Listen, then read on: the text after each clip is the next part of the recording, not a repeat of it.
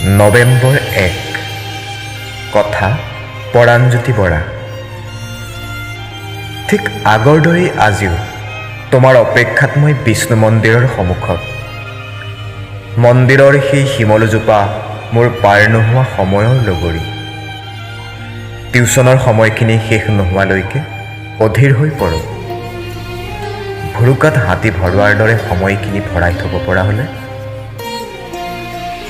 অৱশেষত মোৰ তৃষ্ণাটোৰ পৰাণক জোৰ পেলোৱা তোমাৰ দীঘল চুলিতাৰি মোৰ সন্মুখত।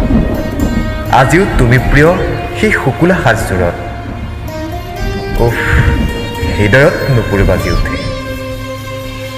শ্বাহজাহানৰ দৰে কংক্ৰিটৰ তাজমহল সাজিব নোৱাৰিলেও মোৰ হৃদয়ৰ চহৰখনৰ তাজমহল সদায় তোমাৰ নামত। আহিবা এদিন মোৰ অজান্তিক চহৰখনৰ কেনভাছত দুয়োৱে বাৰ্তালাপ কৰিম।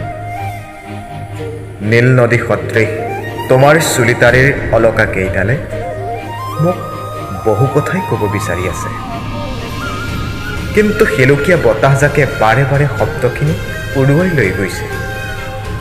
কেতিয়াবা নীৰৱতাই হৃদয়ৰ অনুভূতিখিনি অতি তীব্ৰভাৱে প্ৰকাশ কৰে।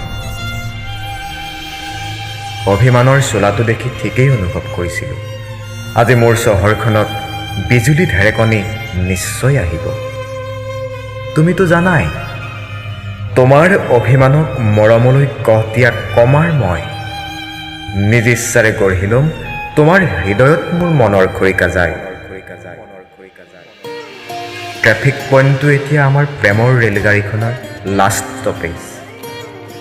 নৱেম্বৰ 1 তাৰিখৰ দিনাই মোৰ চহৰত এই ৰেলগাড়ীখনে প্ৰৱেশ কৰিছিল। চৌপাশে নীলা আখৰে লিখা আছিল কেৱল তোমাৰ নাম, আৰু ফুলি আছিল মোৰ নামত প্ৰশান্ত মহাসাগৰৰ ঢৌৰ দৰে ভালপোৱাৰ ঢৌৰে সজীৱ এজোপা গোলাপ।